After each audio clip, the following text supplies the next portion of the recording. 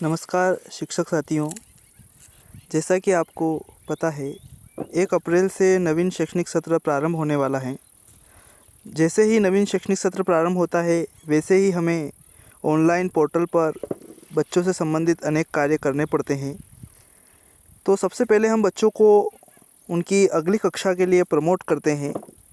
तो यह प्रमोट करने की प्रक्रिया किस प्रकार से होगी, हम मोबाइल के माध्यम से किस प्रकार बच्चों को अगली कक्षा में प्रमोट कर सकते हैं, इसके विषय में हम इस वीडियो में जानेंगे। चूँकि इस सत्र से एजुकेशन पोर्टल 3.0 पर सारा कार्य होना है, तो 3.0 के माध्यम से हम किस प्रकार से बच्चों को प्रमोट करेंगे उसकी प्रक्रिया जानते हैं।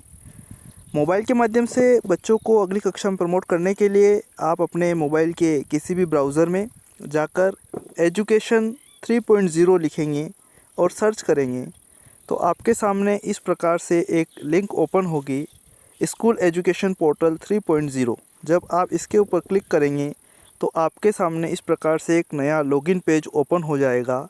यहाँ पर आप अपना यूज़र नेम और पासवर्ड डालकर लॉगिन कर लेंगे। शासकीय स्कूल में पढ़ाने वाले शासकीय शिक्षकों के लिए यूज़र नेम उनकी यूनिक आईडी है और पासवर्ड उन्होंने जो एजुकेशन पोर्टल 3.0 पर बनाया है, जो सेट किया है, वह प्रविष्ट किया जाना है। अशासकीय विद्यालय के लिए यूज़र नेम उनका स्कूल यूज़र राइस कोड रहेगा और पासवर्ड जो भी उन्होंने सेट किया है वह बनाना होगा। यदि कोई शिक्षक साथी अपना पासवर्ड भूल गए हैं तो वो फॉरगॉट पासवर्ड के माध्यम से नवीन पासवर्ड बनाकर लॉगिन कर सकते हैं।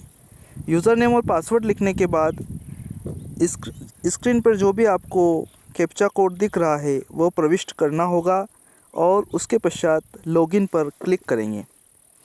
यह प्रक्रिया करने के बाद आप एक नए पेज पर आ जाएंगे। इसी पेज के माध्यम से, इसी इंटरफेस के माध्यम से आपको सारी प्रक्रियाएं करनी है। आप अपनी स्क्रीन के कोने में देखेंगे तो आपको 3 ऑप्शन दिखाई देंगे। यदि यह ऑप्शन आपको एक तरफ दिख रहे हैं तो एक एरो के निशान पर क्लिक करने के बाद आपको स्पष्ट रूप से सारी चीज़ें दिखाई देने लगेगी। यहाँ पर स्कूल डायरेक्टरी के अंदर हमें सारा कार्य करना है।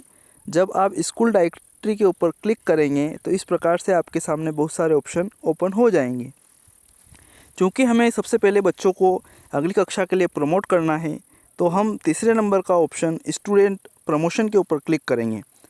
जब हम स्टूडेंट प्रमोशन के ऊपर क्लिक करेंगे तो इस प्रकार से नई विंडो हमें मिलेगी। यहाँ पर लास्ट एकेडमिक ईयर लिखा हुआ है। इस लास्ट एकेडमिक ईयर में हम 2024-25 रहने देंगे, क्योंकि बच्चे जो 24-25 में पास आउट हुए हैं उन्हें ही हम 25-26 के अंदर ले जाएंगे। इसके लिए यहाँ लास्ट एकेडमिक ईयर पहले से ही लिखा हुआ है। उसके नीचे लास्ट स्टूडेंट क्लास लिखी हुई है। इस लास्ट स्टूडेंट क्लास के ऊपर क्लिक कर हम क्लास सिलेक्ट करेंगे कि किस क्लास के बच्चों को हमें प्रमोट करना है। यहाँ पर स्क्रॉल डाउन करके आप दूसरी कक्षाएं भी देख सकते हैं। जैसे हम कक्षा 2 के बच्चों को प्रमोट करना चाहते हैं तो यहाँ क्लास 2 का चयन करेंगे और सर्च बटन पर क्लिक करेंगे। कुछ समय बाद आपको सर्च होने के बाद आपको बच्चों की लिस्ट शो हो जाएगी जो आपके स्कूल में अध्ययनरत हैं। यहाँ पर स्टूडेंट आईडी यानी कि समग्र आईडी, बच्चे का नाम, पिता का नाम, उसकी जन्म दिनांक और कक्षा दूसरी के अंदर यदि बच्चा 24-25 में परीक्षा में अपेयर हुआ है तो उसका ऑप्शन और स्कूल स्टेटस का ऑप्शन सिलेक्ट करके हमें सेव कर देना है। यहाँ पर आप देख पा रहे हैं कि अपेयर इन एग्ज़ाम 2024-25 का ऑप्शन है। यहाँ यस और नो का 2 ऑप्शन दिए हुए हैं। यदि बच्चा परीक्षा में बैठा है, वार्षिक परीक्षा यदि उसने दी है तो यस रहने देंगे, और यदि किसी कारण से बच्चा परीक्षा में नहीं बैठ पाया है तो उसे नो कर देंगे। यस करने पर बच्चा ऑटोमेटिकली अगली कक्षा के लिए प्रमोट हो जाएगा और नो करने के बाद बच्चा ऑटोमेटिकली उसी कक्षा में रह जाएगा जिस कक्षा में वह पूर्व में अध्ययनरत था। यस नो के पश्चात हम आगे स्कूल स्टेटस में ऑप्शन सेट करेंगे। या तो हम स्कूल स्टेटस में उसे सेम स्कूल में रख सकते हैं या अदर स्कूल में भेज सकते हैं, या अदर स्कूल सिलेक्ट करके हम उसको सेव कर देंगे तो वो किसी अन्य स्कूल में मैप होने के लिए अपने स्कूल से अनमैप हो जाएगा। और यदि उसको हम सेम ही रखेंगे तो अपने ही स्कूल की लिस्ट में बच्चा दिखने लग जाएगा। यहाँ पर 2 कंडीशन में उसको हम अदर कर सकते हैं।